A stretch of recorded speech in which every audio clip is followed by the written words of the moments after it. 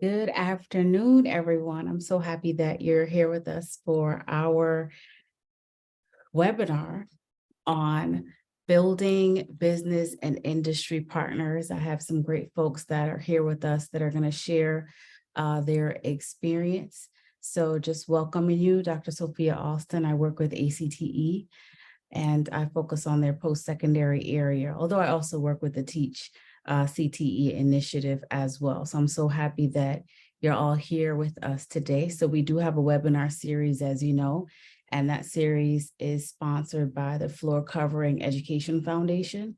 So before we start our discussion and move forward, I just have like a short promo video to play from them.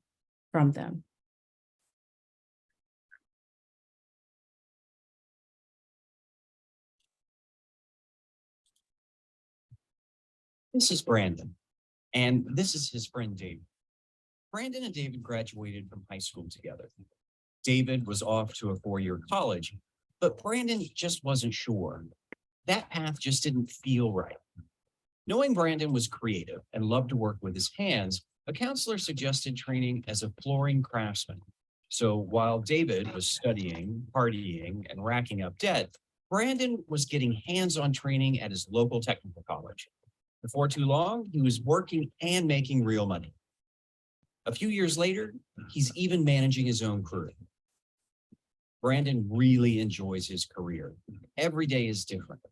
And he's making people really happy, which makes him really happy. David, well, he's still working on his degree.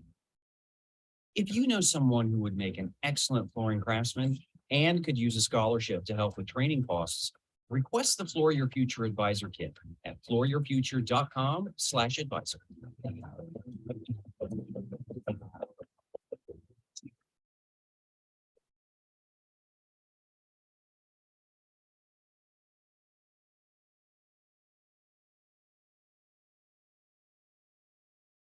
So we thank them for their sponsorship.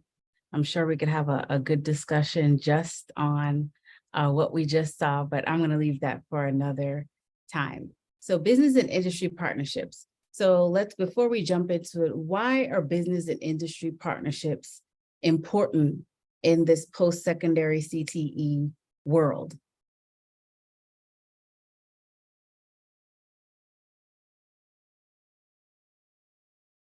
Lisa?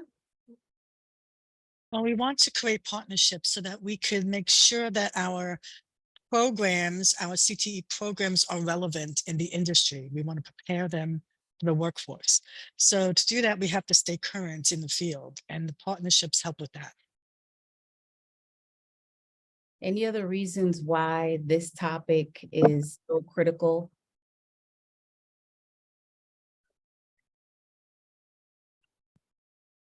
I was going to say, this is James Bartlett. One of the things that we want to do is make sure we're aligning the education with the workforce needs.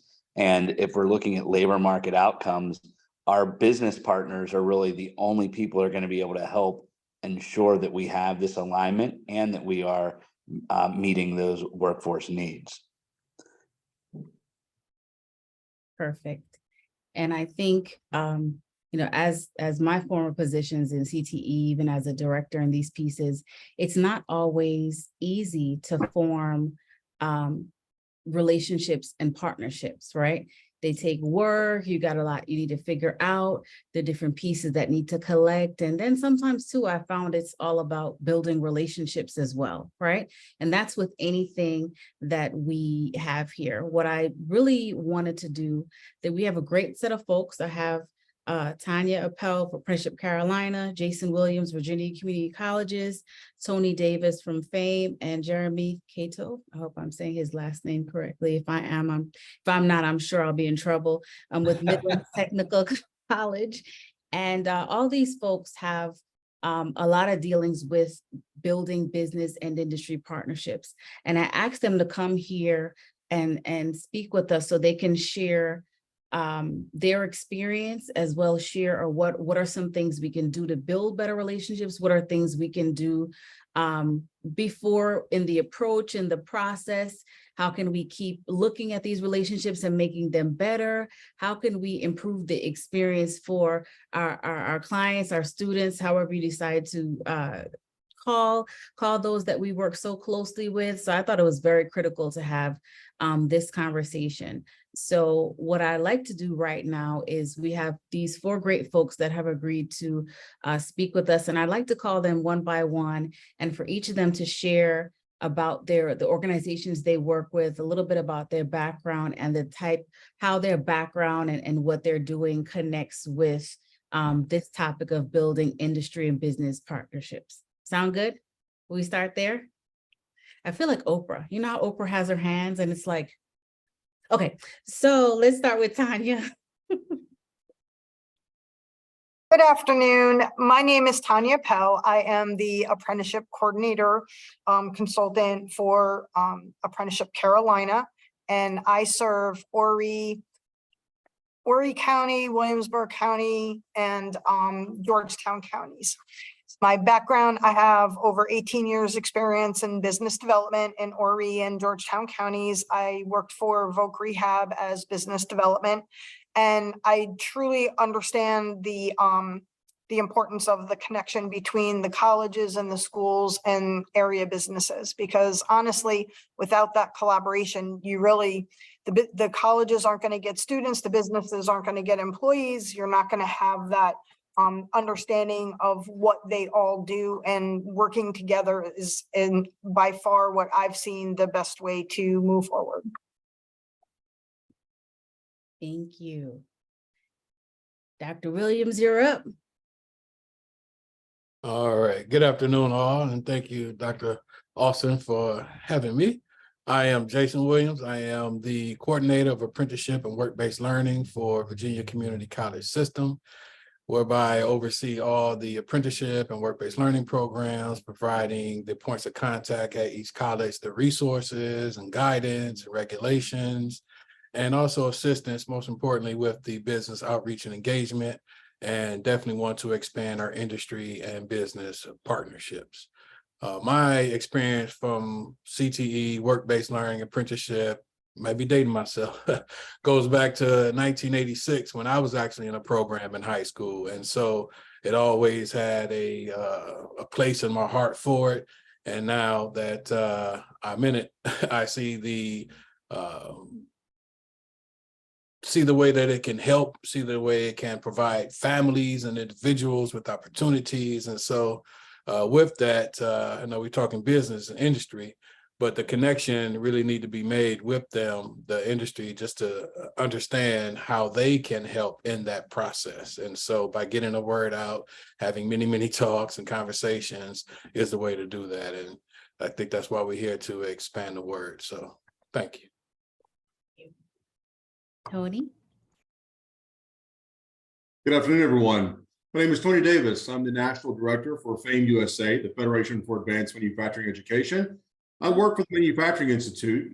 We're a 501c3 entity that works across the national scale of manufacturers as the workforce development and education partner, really, for the National Association of Manufacturers, or the NAM, country's largest trade group for manufacturers, representing about 13,000 manufacturers of all sizes across the country.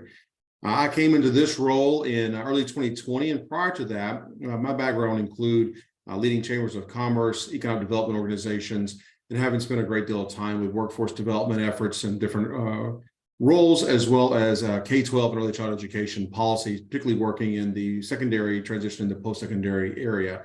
So this role that I've been in for several years now gives me the great opportunity to lead a really well-respected and very powerful program, but also to have the opportunity to interact with a lot of both manufacturers, but also our secondary partners, our post-secondary partners, I should say, and the students who go through these programs and outcomes we get to see for them. That's a really important part of all the things that we're talking about here as well today. So thank you for having me. Look forward to the conversation. Thank you. Jeremy. Yeah, thank you, Sophia. And Sophia, you got my name right, which is rare. It is Kato. Good job. Ooh, I live another day. I don't get offended by it if you get it wrong, though. Don't worry.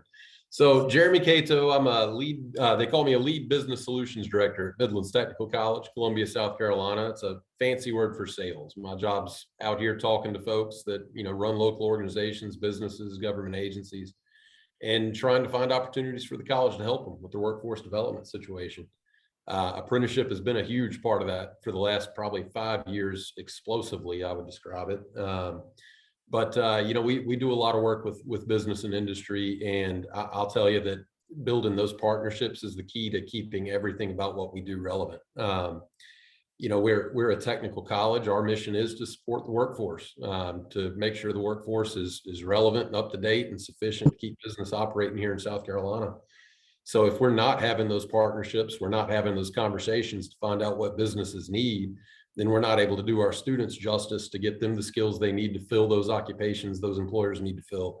So those partnerships really are what it's all about. Background, it's simple. I'm a workforce development guy. I've been in it since February of 2006. I started in the workforce system here in South Carolina, working for a local workforce board, and had just about enough time to learn what I was doing before the bottom fell out in the recession in 08, and really had to learn fast from there and kind of fell in love with the industry, been in it ever since.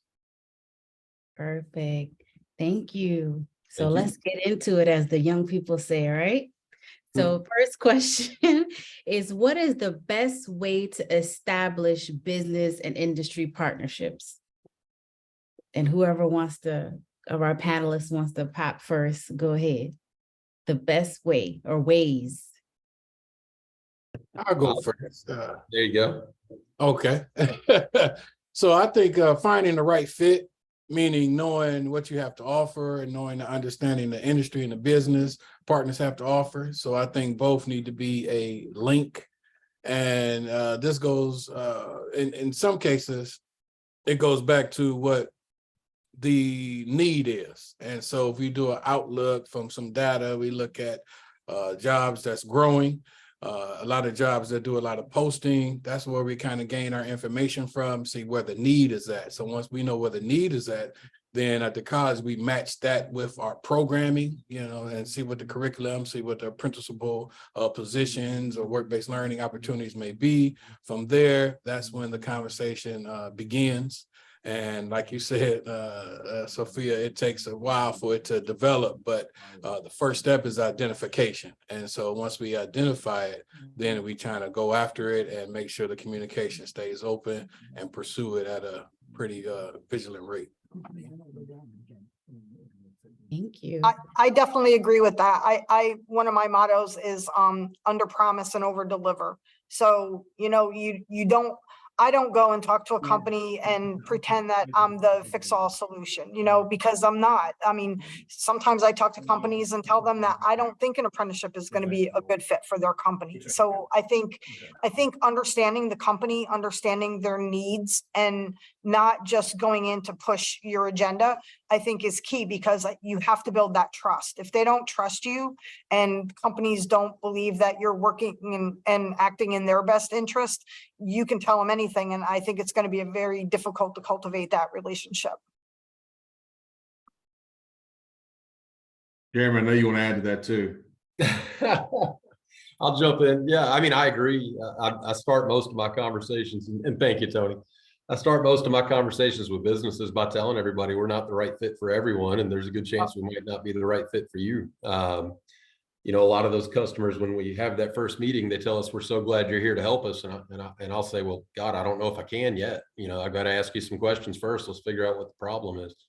So I think that's the quickest thing, is not pretending that we're a magic pill as educators in a post-secondary education system, that that some people have problems we can't solve, and the worst thing we can do is try to offer the wrong solution.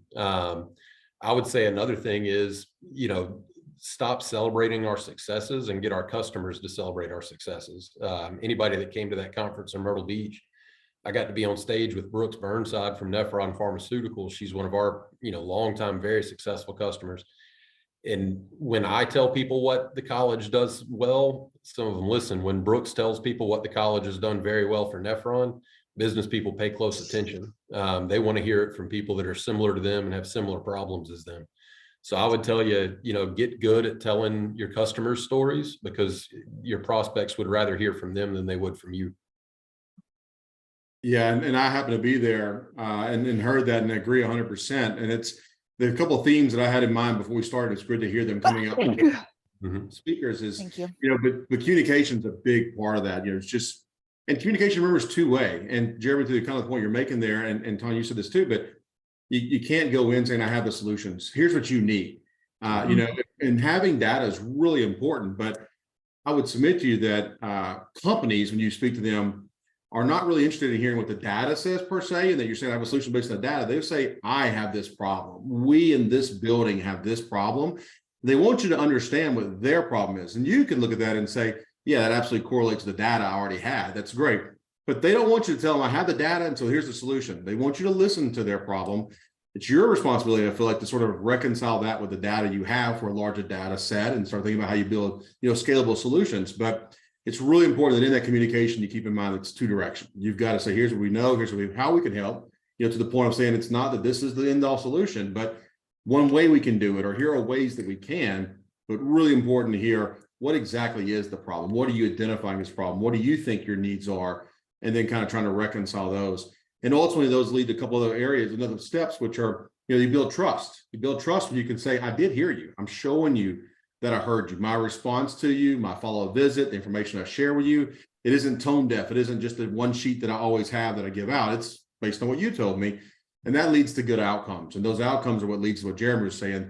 That's when your employers, your customers will say, hey, they do an awesome job. Let me tell you about how they helped me in that case. But you got to get that trust part, and that trust comes from having, developing outcomes that are based on what their actual needs are. Yeah. And to tack on to what Tony said too, Sophia, if you don't mind, Please is do. that deep dive into identifying the real problems too. I mean, you can go into a meeting with some of these businesses, and if you ask them what's going on, what made you invite us in today, and they tell you the first issue they're facing, and you jump all over trying to solve that, you might miss the whole point.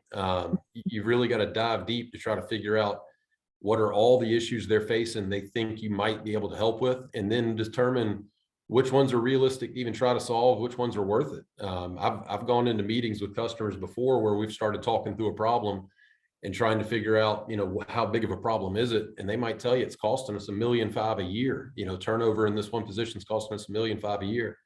If you jump right into trying to solve that turnover at that position, you might completely miss the fact that they've got another position where turnover is costing them $8 million. So, I mean, and that person's priority might not be on that $1.5 million problem. That sounds like a lot of money to us in a technical college. That might be a blip to them. You don't know until you really dig into that and find out the core of that problem and where their priorities are. So that's how you get to that trust Tony's talking about. And I think go ahead. Just agreeing. I said, bingo. Bingo. Thank you, I think Tony. the bottom line is building the relationships. It's not going to be this one time where you're going to go to one meeting and then now you have a partnership, right? And it's strong and it's thriving and it's growing. From what I'm hearing and even what I've experienced, sometimes you're coming to the table quite a bit. Yeah. And sometimes there's space between those meetings, because sometimes you need to think and work and dig deep, and sometimes they need to think and work and dig deep. So it can take sometimes long periods of time to build the most fruitful partnerships. Right? This sounds like almost like a marriage, right? Like a healthy marriage of some sorts, right? So jump into the next question. What are some challenges you faced or are currently facing with your business or industry partners? And how are you meeting those challenges? And if you have any examples to share, that would be great. I can go again. So some small challenges we faced was the current business and industry partners are small businesses. And so what we did at VCCS, we did extensive data collection in 2021 using MC, which is now Lightcast.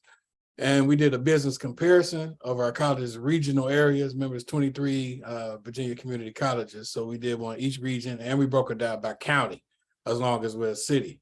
And so the data revealed that it was 86% small businesses, meaning it had less than 20 employees.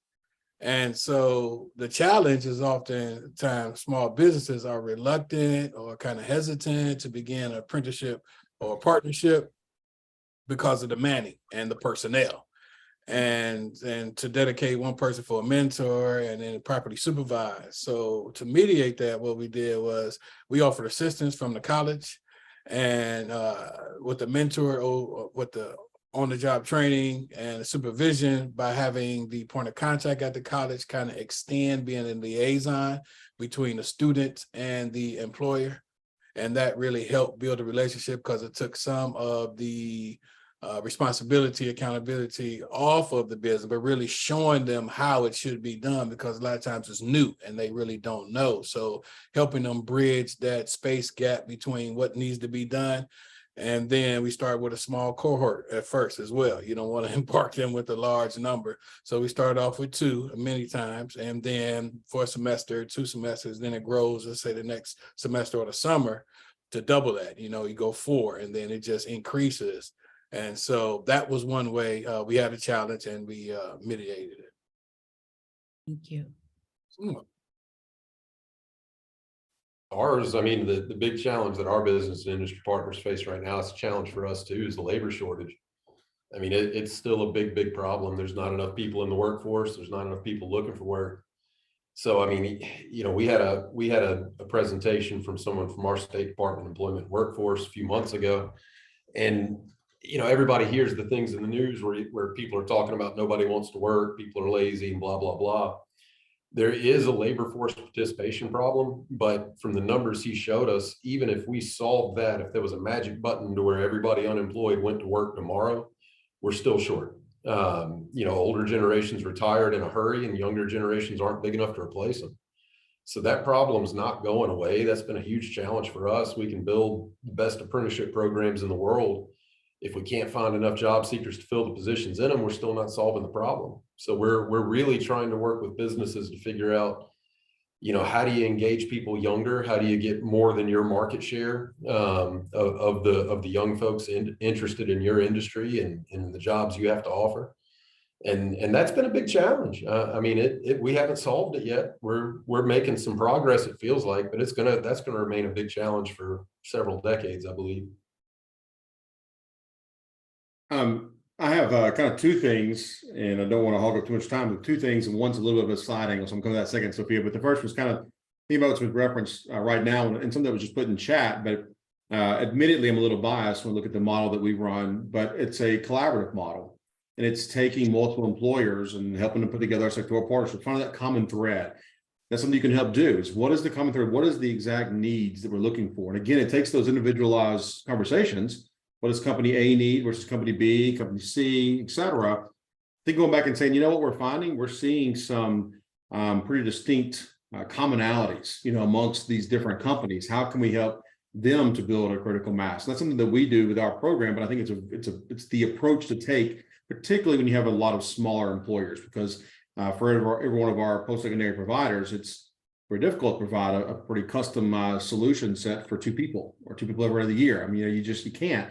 And then you're getting back into the whole I can solve this problem because I'll put people in training on this program. And the employer saying, well, that's not really what I want. You're like, well, that's what I have. And I can't create it what you want because I can't do it for 2 people. There's this. So how do you find that critical mass? A lot of that's in collaboration and finding the commonalities, the needs among different employers.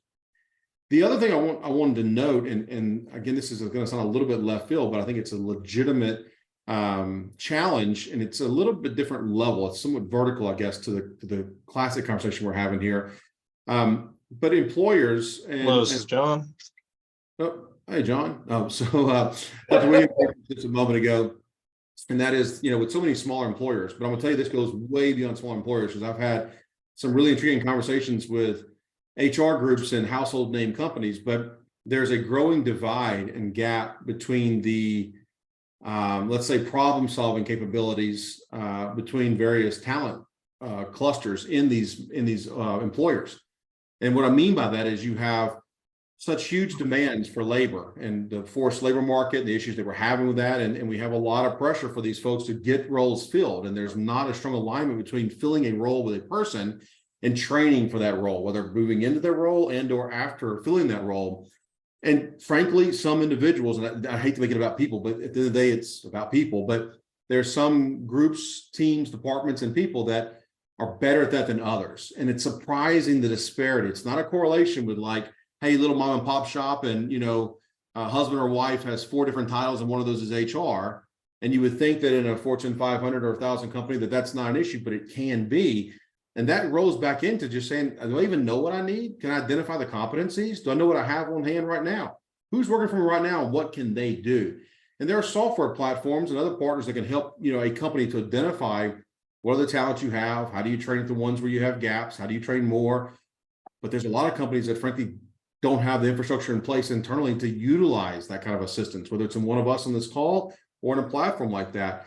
And that is a restricting factor for everything we're talking about here, because of the best laid plans, the best workforce training programs, if you don't have an employer who's able to engage with that, to either understand the importance of it and the value of it, and or to actually engage with it, means nothing. And we're not training the people, and we're not filling the gaps.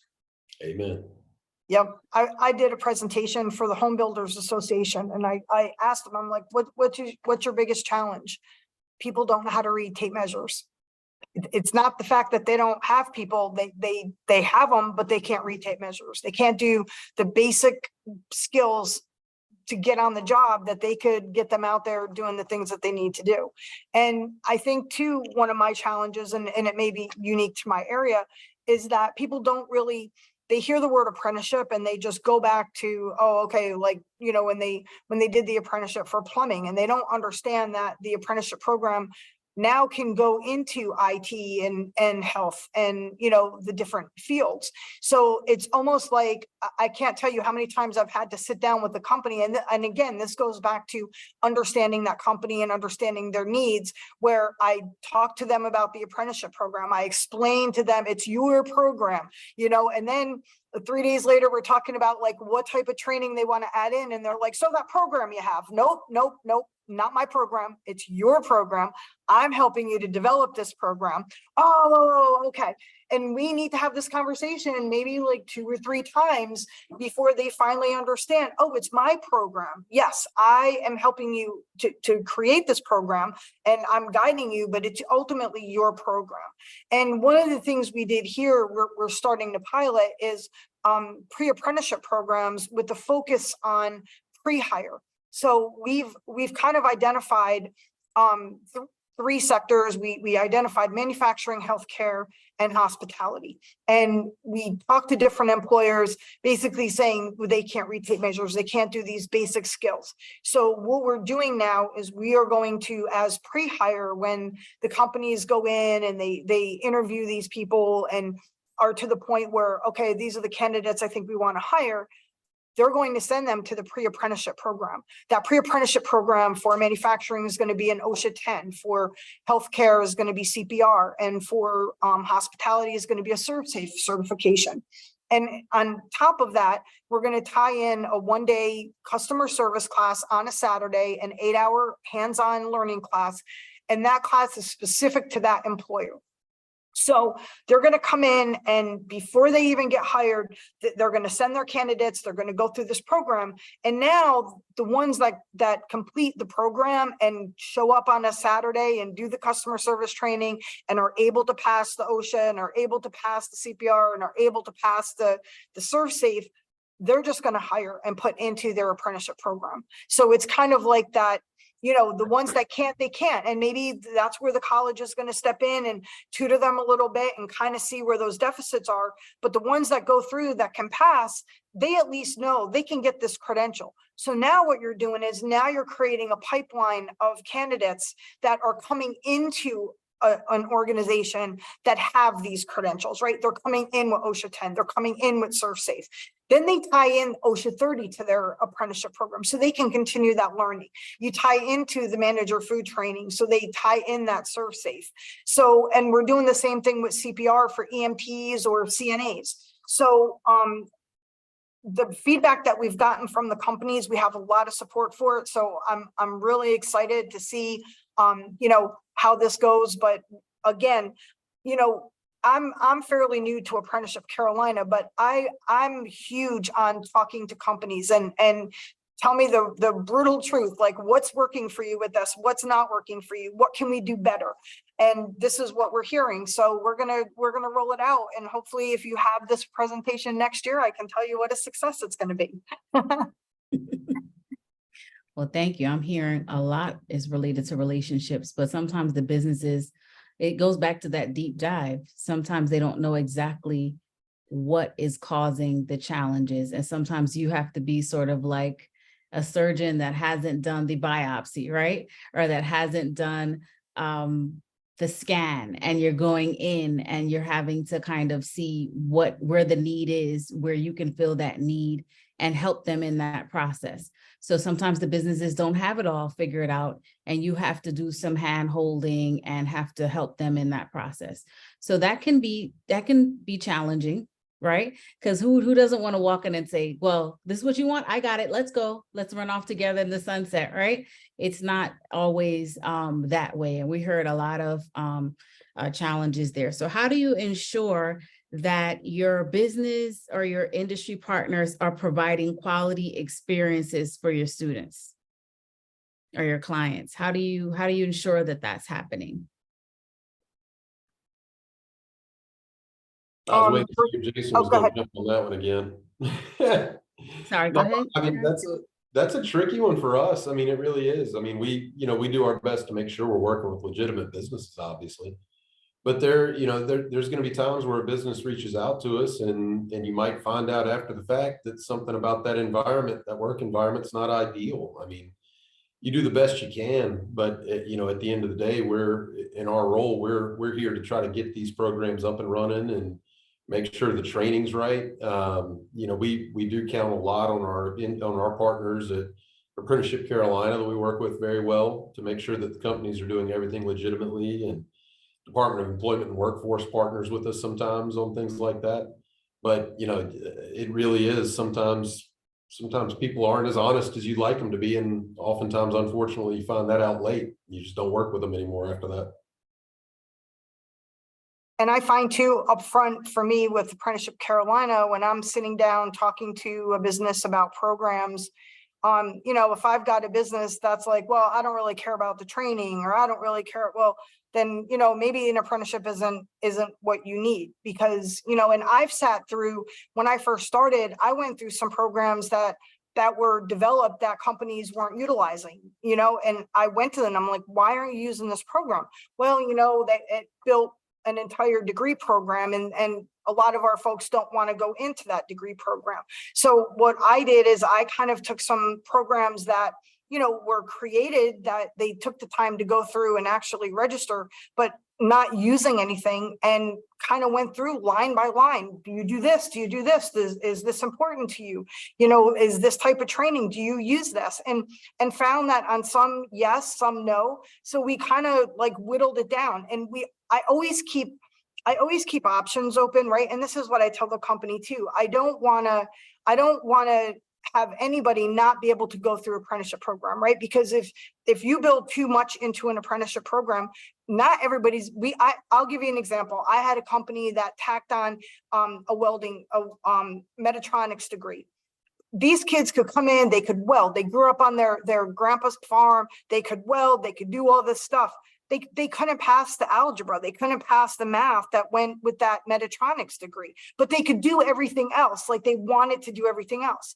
So one of the things that we did is we broke it down and made it a separate track. So, track one was they come in and the company is going to teach them what they needed to learn. And the company is going to teach them that aspect of the job, right? But we're going to add conflict resolution, and we're going to add communication classes to make a well-rounded employee, right? And then on the second track, we're going to make that the degree. So when people are coming in and apprentices are coming into the program, they can ask the apprentice, do you want to go to school? Like, do you want to get a degree program. And the ones that didn't, that still wanted to participate in the apprenticeship, could now do the first track. So it wasn't eliminating anyone, it was creating more opportunity. And now, honestly, they went from 0 apprentices to now they're on their 6th cohort. And it's working because they have that extra option. So I think creating that quality program is really, again, it all goes back to understanding your business partners, understanding why they're doing the apprenticeship program, right? For me, if they're doing it purely for tax incentives, they're not going to have, well, I mean, seriously, what kind of quality program are they going to have? If that's their main concern is, what am I getting back in taxes, or what tax incentives, when am I going to get? And that's what their questions revolve around. And then it's like, well, whatever you want for training or whatever you think, that's telling me that they're not interested in the apprenticeship program. And it doesn't mean they're not going to be a good employer. It just might mean that maybe for me, they're not going to be a great sponsor for what I'm looking for, and I don't have I tell them that, because ultimately I want the integrity behind the apprenticeship program. And I want the companies that truly want a good quality program to be able to have that program and have that name behind it. That's exactly what it is, not just something that somebody can kind of create and go through. That it actually means something. If I can piggyback off of Tanya, but first to answer the question, I think communication and different ways of monitoring would be feedback, completing checklists, some evaluations. We found that site visits are very, very helpful to actually see what the students are doing, and then maybe to apply some advice or whatever to the employer.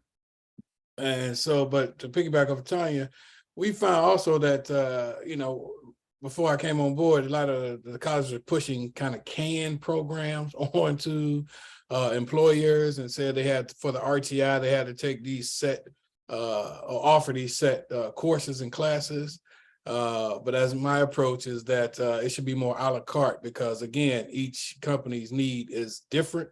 So therefore we give them options and basically see their goal at the end. What do you want this employee to know? And from there, we kind of build out what the RTI would be and what the needs of the company are. And I think by doing that, we found it's more successful, because going back to it's your program, Tanya, it's makes them more accountable for the classes that they choose, and it exactly relates to what they want the student and employee to know. So.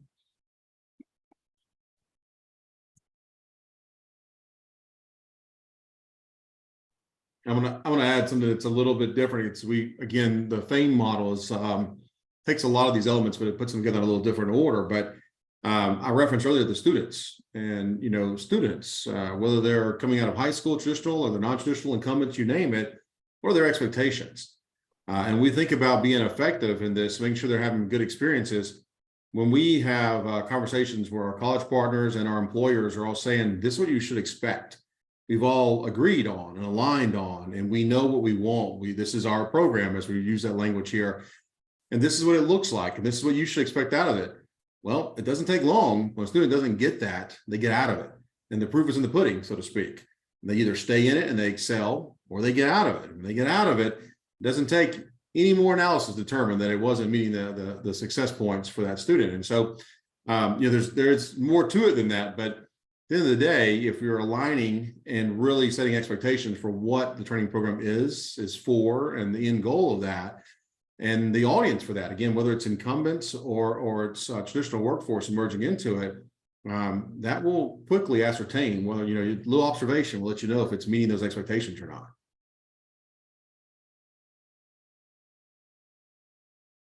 Thank you. Jeremy, did you have anything you wanted to chime in with? Or you, I think, again, it really is what everybody else said. I'll echo that same stuff. Yeah.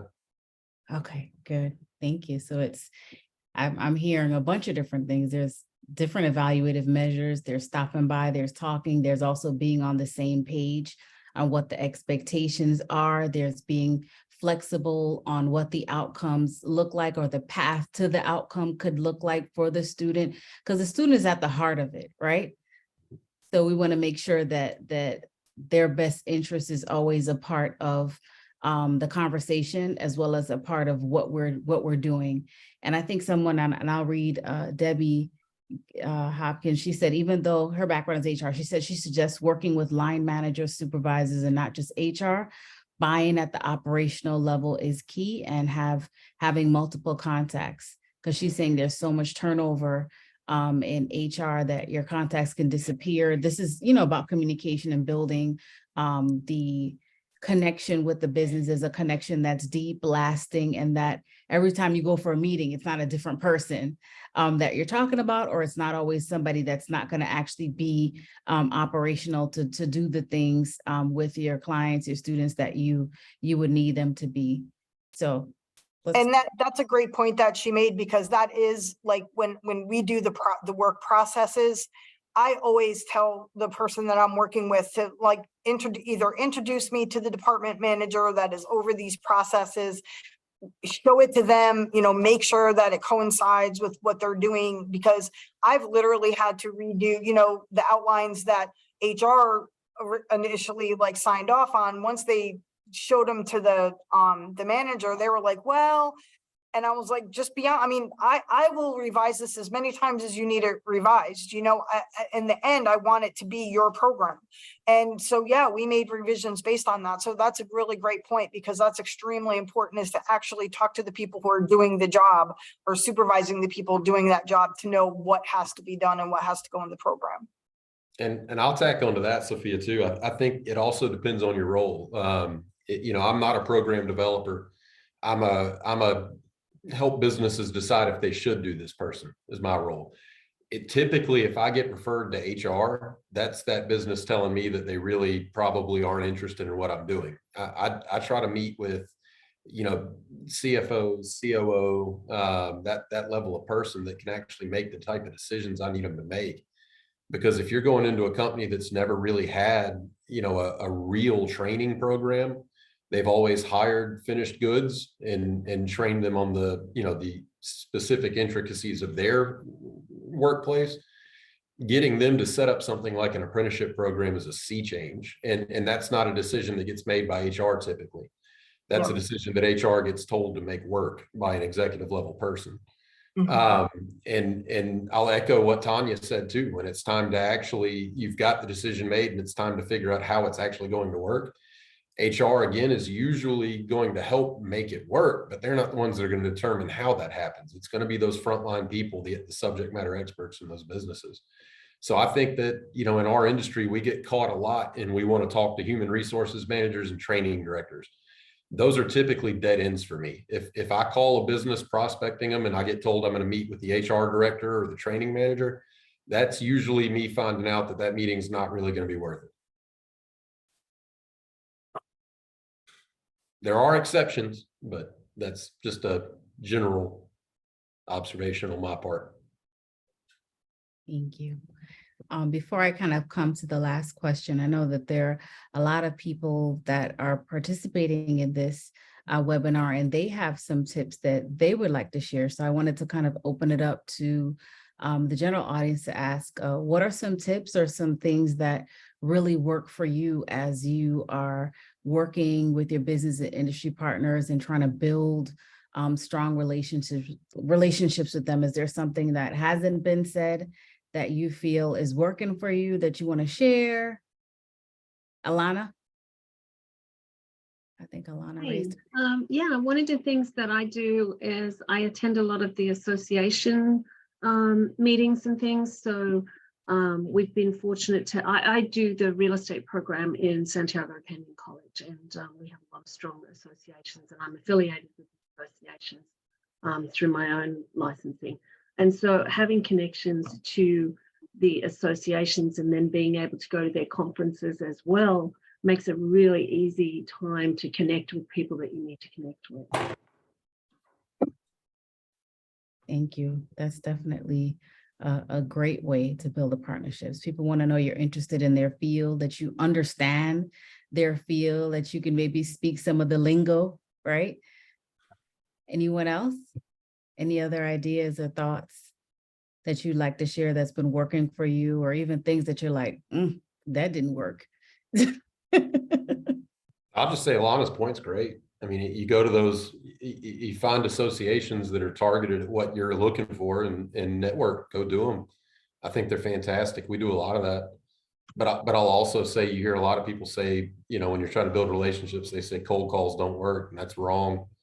I'll tell you, do all those warm lead things too, but cold call like crazy. If there's a business you want to be working with, give them a ring. And don't ask to speak to just anybody. Ask to speak to the CEO, ask to speak to the COO. People are shocked at the level of credibility most of us in education have that we don't realize we have. When I left the SC work system and came to the technical college, I found out people actually want to meet with us. That blew my mind. So don't be scared to ask for those meetings. Don't be scared to ask for those conversations. I agree with Jeremy. What I know it sounds kind of weird, but what I do, I put a keyword search in Indeed for apprenticeship, and at least 2-3 times a week, I get sent right to my box where such and such company has an apprenticeship, not a registered apprenticeship, but they're doing their own apprenticeship program, entry level, willing to train. So I call those companies and I'm like, you're already doing this. Why not work? We could work together and I can show you what a registered apprenticeship will do. You have money for training and kind of tell them the benefits about the registered apprenticeship. And a lot of times either they're like, oh, I never even heard of this, but the fact that they're doing it already definitely helps and kind of gets my foot in the door. And also I've been invited to every college, every advisory board that the technical college has, and have been able to just do maybe like a 5-minute, 10-minute presentation before the board starts. So that to me has been really helpful, talking, because there are businesses in the community that are actually telling the community college, like, these are the classes that we need. That to me was really helpful too. And they see us on a unified front as well, talking with the college, and that, we truly care about what each other are doing. So that's really helped me out too. Mhm.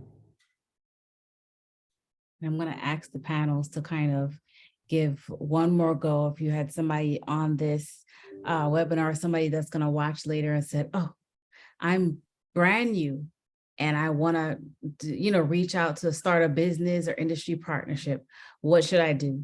And then you had somebody all the way on the other end that has been doing this forever and would like to do it better. What advice would you give those two ends of the Wow, that's a good question. I think I can answer the second part of that easier. That person that's been in this business forever, Mhm. if you want to get better at it, throw away your catalogs, throw away your flyers, throw away every piece of material you've ever printed, and just go out there and have conversations and stop answering questions and start asking a follow-up. I mean, that's what I would say. Throw away all that crap that they put in our mailbox and tell us, hey, can you go promote this program? I don't promote programs. I go out and I find a problem, and then I try to find out if we can solve it. That's perfect. Jeremy, I was going to say that for those who don't know anything, it's the communication and it's working on outcomes. It's listening, asking questions. For those who've done it a long time, it's acting like you're the new person, and it's communication. It's listening and asking questions. Yes. Yeah, Tony nailed that. The new person has the greatest advantage in the world. And I've been here at the college almost 8 years now, and I'm still trying to do it. And it's not hard because I'm a natural. The skill the new person has, play dumb. Play dumb as long as you can. If you're an expert, nobody wants to hear your opinion. They want you to ask questions. Play dumb as long as you can get away with it. You will learn so much. Right along those same lines, listen. I mean, I truly think that's the key to everything is hearing what the businesses are saying, hearing where their issues are, and seeing if you can fix it. Because again, you're not always going to be the fix. I mean, you're just not. If I'm talking to a business and they're like, I have this one position and we have turnover, and they're paying them $7.25 an hour, I can't fix that. And no apprenticeship is going to fix that, because people want to get paid more than $7.25 an hour. That's just the bottom line. So, again, it's hearing what their issues are, hearing what their problems are. And again, under promising and overing deliver, I think that's just really important. Not telling them this is a fix all, but seriously listening to what you could do for them, because companies, let's face it, they love to hear what people can do for them. What can I do for you? How can I help? And then taking it from there. That would be my best advice. Jason? Yes, yes. And so I think we look at CTE, it's just that career, technical, and education. So each of them has a different piece. But one of the major pieces is their actual career. We trying to fill the workforce and trying to lead the students and employees to careers. And by doing that, we found that inviting the companies that align with our programs, just to give them an overview, is to basically sell themselves. And a way of doing that is by inviting them to career fairs, have employee job information sessions, whether it's virtual, whether it's in person. Again, site visits, just having a tour for the students to see exactly what it is that they might be doing. Mock interviews is a good way to invite employers and students together so you can see the business side of it, but also to get asked these questions so they'd be prepared as well. One pagers, I know Jeremy said throw out the paperwork, but the pamphlets, the websites, industry tours. We just VCCS recently completed a contract with the independent electrical contractors out of Chesapeake. And to Tony's point, it is a conglomeration of over 130 different electrical companies. However, they go through the apprenticeship program. The success rate, attrition rate is like 97% of those that complete actually get hired. And so that's what more we're trying to do, get with these organizations, get with these conglomerations to be able to have better expand our bandwidth as well. So for someone new coming in would be try to get with not only businesses, but also with organizations and conglomerates that can lead to better opportunities regionally in the area. Perfect. Thank you. I'm hearing at the heart of what I'm hearing from the panelists and even folks that have chimed in is relationship, right? Partnership is based on relationship and building a strong relationship. And the way you do that is you meet, you communicate, you're clear on what you're able to do. It's like what Tony said, deliver on what you promised, right? So making sure that you're meeting regularly, you're learning about that industry or that partner, playing a little dumb, like Jeremy said, but wanting to learn and having that open heart. But also, I think the big piece of it that's coming out is also following up, seeing what's happening, dropping by, making sure that the relationship is happening the way that you both have agreed that it's going to happen. And, continuing to do that. So I'd like to, I think that that's some of the heart and some of the main points that have been shared. I'd like to definitely thank our panelists for taking the time to join us today. They're very, very busy folks. They're out there building business partnerships, right? So thank you guys for coming and talking with us and sharing with us your experience and what it'll work. But I think it goes back to where we started our conversation on why it's important, especially the post-secondary CTE and CTE in general. And at the point of it, why it's important for our students, right? We want them to have good experiences. We want them to move forward and grow. We want that to happen. And that in order for that to happen, we have to have good relationships with our business and industry partners. So definitely thank you for taking interest. Thank you for attending. Just have a couple of little highlights. We do have our Teach CTE Summit, which is June 27th to 29th in Minneapolis. And there are a lot of post-secondary issues that will be discussed there. And then we do have our post-secondary CTE Summit, which is September 20th to 22nd. And trust me, business and partnerships and this whole piece is going to be definitely a major part there. So definitely check us out. The next webinar is May 25th at 1 p.m. and we're going to talk about career laddering and post-secondary CTE. That's definitely a topic folks said they wanted to discuss. So we're going to try to tackle that next month. So I just want to say thanks everyone that was able to come. Thanks for engaging in the discussion. And I hope everybody enjoys the rest of their day. Thank you, Sophia. Thank you, Thank Sophia. Thank Thank you. you. Bye. Bye.